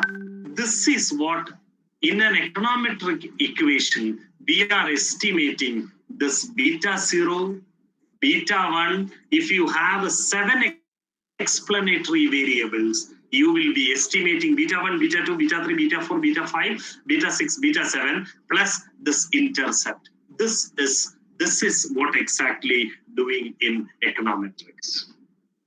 Okay, with that. So you did understand what exactly the tool, regression is the tool in econometrics. Regression is the appropriate tool in econometrics. Okay, so shall I go for an exercise, or shall I conclude by telling the structure of the data?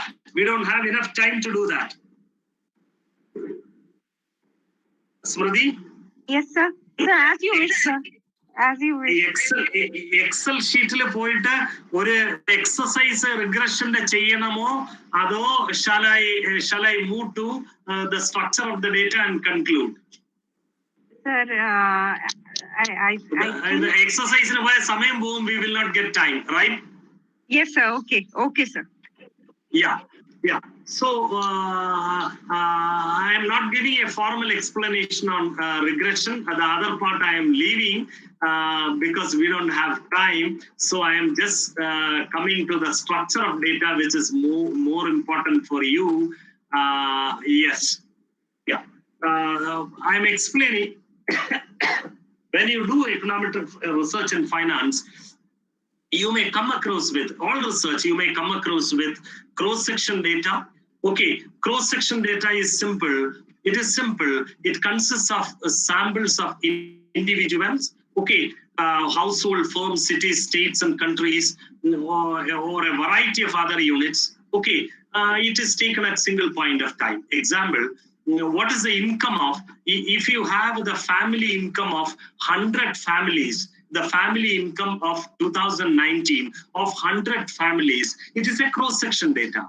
Okay, if you have the population of 100 cities on 2019 or 2020 September, the 100 cities population, it is cross-section data. If you have the GDP of 100 countries, if you have the GDP of 100 countries for the year 2000, it is a cross-section data. Okay, yes. So the cross-section data, when you see an econometric model, you must have a definite understanding to identify whether that econometric model is using a cross-section data, or whether that econometric model is using a pooled data, or whether that econometric model is using time series data, or whether that particular econometric model is using panel data. Okay, so this one we will explain. Why is our explanatory variable? Okay, it has been given why I. I means, what I am telling you, I here means if you have a cross-section data of population of 100 cities, if you have the population of 100 cities, your I will be 1 to 100. This I is representing each individual unit, individual in the sense that not person. If you have the population of 100 cities, each individual city is denoted by yi. Okay, so this is the intercept. So beta 1, x1 is one variable. This is an econometric model. This is a 4 variable econometric model. This has 3 explanatory variable x1, x2 and x3 and one explained variable y. Therefore, this is an econometric 4 variable econometric model, and this is representing the UI. Remember that when you see a structure like this, you must understand that this is an econometric model which matches cross-section data, which tells you, or a model constructed to test a sample, which is a cross-section data. Okay, next one, time series data. So in the case of time series data, if you take one unit, example India. Okay, India's GDP or India's consumer price index or the stock price data of a particular share for 5 years, 6, 10 years, etc. So then it is called then it is called a time series data. When you make an econometric model using time series data, it will look like this. Instead of yi there, here it is yt. This t is representing the time period. If you have 10 years data, it means that it is from 1 to 10. So when you see an econometric model like this, you must understand that this is an econometric model from a time series data. And you can also have pooled cross-section data. And I'm coming to the panel data. Panel data, I am telling you, this is, you can see each cross-sectional member. Suppose you have GDP of 100 countries and each country has 10 years data there. Okay, each country has 10 years data, and like that you have 100 countries GDP data for 10 years. Then it is called a panel data. So in that case, when you see a model, you must understand that this econometric model is framed for testing or estimating coefficients from a panel data, which means that each individual unit in the panel is having data points for some period of time. That is what is called the panel data. Okay, then I think we can come to the close. Okay, so let me explain what exactly your major takeaways from this webinar. What did you get from according to me, it is you to evaluate what did you get from this webinar. But let me remind you your takeaways. An empirical research, this is what I was explaining. An empirical research, it is for testing theories, wherever it is. So in the field of finance, it is for testing theories or for testing some relationship. If you test theories, you can reconfirm or you can go for refuting it, falsification. If you test some common sense variable, it will give you, you can connect it with some theories. And also you can go for confirmation of that theory or for rejection of that theory. Thank you. Sharp 12:30. Thank you, sir. Yeah. So if you have questions, you can put it in the chat box. Otherwise, it would be a rush. Actually, we had asked the participants to put their questions in the chat box, sir. But so far, no questions as such. Yeah.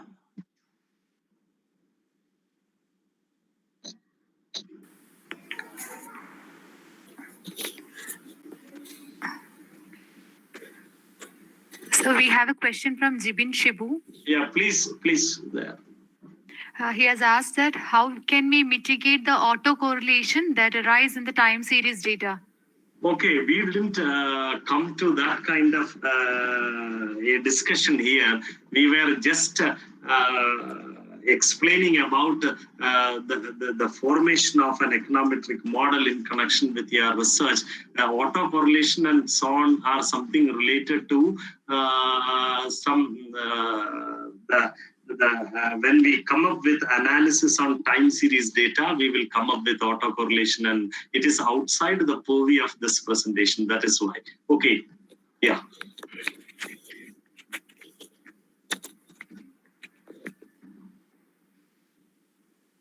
Other than that, there is no much questions. Okay, who asked that question? Jibin. Jibin Shibu, sir. Okay, Jibin, when you test some econometric model, there are many autocorrelation tests. Okay, you will when you test an econometric model, you will get a DW Durbin-Watson statistics. Okay, that you can also go for second order autocorrelation test by having some residual diagnostics tests. Okay, these are all there in the software. This is that kind of a testing or that kind of an explanation is outside the purview. That is why. Okay, yes, and we do have much more time to explain that. Elizabeth has given. If in a theory we have only two variables, how we will consider more variables? Definitely, Elizabeth, definitely you can consider more variables, because if you do a regression with a single variable, single explanatory variable, okay, it will not bite. So from the theory, as much variables as possible you must include, and for that also that you can club to more theories into it. You can bring more theories into it. Okay, as I done in the case of the Keynesian example, the Keynesian theory plus utility maximization theory, all that variables can be in a micro context. You can bring those variables into the structure, and as multiple regression, if you do multiple regression by including more and more variables, that would be a good estimation than by just including one variable that is applied by the theory. Okay, there you can work out your common sense. Okay, you can rely on some other related theories. Thereby, you can make rich your regression equation by flooding variables. Remember, when you flood your regression equation with other variables, you may confront with two issues. One is multicollinearity. Okay, the correlation among the variables, the correlation among the regression variables, the different explanatory variables may be high. So that may be an issue. Okay, and if you don't include, there may be another serious issue which is called heterogeneity, the correlation between the variables in the error term and the variables you have included. Okay, these are all intricacies, more intricacies which is to be discussed in a very serious econometrics class. Okay. More serious in the sense that more elaborate econometric classes.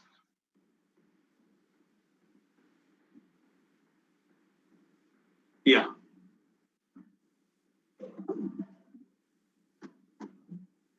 What is that?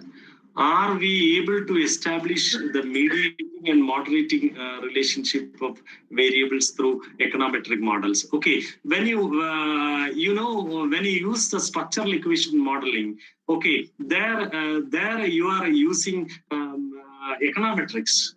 You are using econometrics. Okay, definitely you can do that. Definitely. Not necessarily you must have a structural equation model. Even in your plane regression, you could do it. You can test for mediation and all. No problem. How can we? Another question from Swati Krishna is, how can we know whether the proxy variable is suitable to study? It is based on, when you choose a proxy variable, you must be very careful. Okay, your expertise to choose and in which way the proxy variable is competent enough to reflect the directly unobservable variable. That is a common sense thing. You have to justify, you have to rationally opt for, you must justify. Okay, you may have a number of options. Out of the different options, the best one, decision making is that you will be choosing the best one. So the best proxy available for you, you can choose. Otherwise, you cannot proceed with the research. So whatever you choose, you must choose in a very rational way. That is the only thing possible for you. You must justify it. Elizabeth? Okay.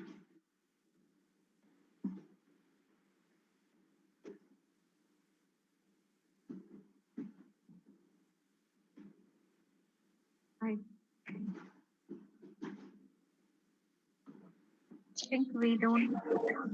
I can't hear you. Hello? Somebody was asking. Sir, Jibin Shibu has posted again. If we have multiple variables, how will we present the intercept on the graph? Okay. In that case, it is not possible to draw a graph like that. What I have done. Individually you have to do, or otherwise that is just to explain what exactly the intercept is, what exactly the slope is. If multiple variables comes into it, you have to do it. Okay, you cannot do like this. It may have its own methodology for doing it.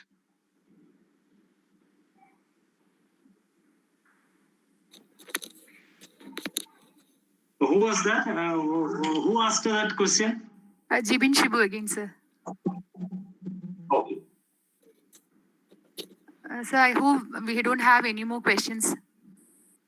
Yeah. Okay. Yeah. Thank you so much, sir. Yeah. Now, we have come to the end of the two-day national webinar on approaches to research and Institute Industry Interface. It has been a great event, and we would like to acknowledge each and every one of you who stood with us for the success of this event. It is my privilege to propose a vote of thanks on this occasion for Dr.Santosh Kumar as Professor of Finance, Department of Management Studies, Cochin University of Science and Technology.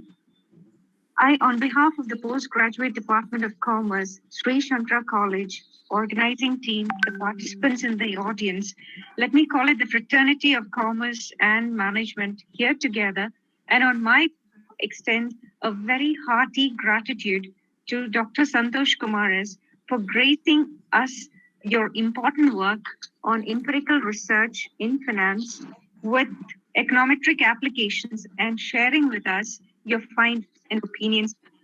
Thank you, sir, for making an excellent thought-provoking Thank you very much. Thank you very much. Presentation and making this webinar meaningful and purposeful. Thank you. Gratitude unlocks the fullness of life. It turns what we have into enough and more. It turns denial into acceptance, chaos to order, confusion to clarity. It can turn a meal into a feast, a house to a home, a stranger to a friend. Gratitude makes sense of a past, brings peace for today, and creates a vision for tomorrow. On behalf of the management and postgraduate Department of Commerce, Sri Shankara College, I would like to propose the vote of thanks for each and every one person who has contributed to the overwhelming success of the two-day national webinar. At the outset, I'm happy to thank our Managing Director, Sri K. Anand, Chief Operating Officer, Professor Jayashankar, and our deep sense of gratitude for Principal Dr. A. Suresh for delivering the presidential address on the first day of our national webinar. During the inauguration, and being the backbone in motivating all research activities in this college. I would also like to propose a hearty vote of thanks to our Honorable Chief Guest, Dr. Rajan Varghese, Member Secretary, the Kerala State Higher Education Council, for his energetic talk in the form of inaugural address and for readily accepting and embracing the occasion, being those of support for any given act in this college at any point of time. I'm also pleased to thank the IQAC coordinator, Dr. Preeti Nair, for taking personal interest and fine-tuning the activities of the national webinar from time to time. I place on record my deep sense of gratitude to Mr. Prasad S., Assistant Professor, Department of Economics, Sri Shankara College, for all the technical support, active participation, and his treasured inputs. I extend grateful thanks to all the research persons on the first day of our national webinar. The first one being Dr. Gabriel Simon Tuttle, Professor, Department of Management Studies, Kerala University, and also the second session by Dr. Ansari Sawar Alam, Assistant Professor, Department of Management Studies, B.S. Abdur Rahman Crescent Institute and of Science and Technology, Chennai. And for today's session by Dr. Santosh Kumar S., Professor, Department of Management Studies, CUSAT. I immensely thank all the invited speakers for their hard work and enlightening the audience on various aspects of approaches to research in commerce, institute, industry, finance. I also extend my sincere thanks to our HOD, Ms. Sharanya Prathapan, for keen interest, guidance, and to make this event a reality. I warmly extend my sincere thanks to my coordinator, Ms. Abhisha J., Assistant Professor, Department of Commerce, Sri Shankara College, for her active, energetic involvement, encouragement, and all inputs provided from time to time. I immensely thank my colleague, Ms. Gauri Antharjanam, Assistant Professor, Department of Commerce, Sri Shankara College, for her support throughout the 2 days of the national webinar. I profoundly thank Ms. Gopika Ji, Assistant Professor, Department of Commerce, for all the technical support you have given us during the 2 days of national webinar. I also thank Ms. Manju CR, Assistant Professor, Department of Commerce, and also Mr. Anup VP, Assistant Professor, Department of Commerce, Sri Shankara College, for all the efforts and in working towards making this national webinar a success. My heartfelt thanks to all participants from various disciplines for their presence and active participation. I owe my deep thanks to the organizing committee, staff members for their support, dedication, teamwork, and persistent efforts. So I show much appreciation to all the participants who have been the strength of this national webinar. Once again, I would like to state that we are glad to have all the speakers here. We thank you for being with us. It has reminded a profound pleasure. Have a great day. Thank you, one and all present here. Thank you.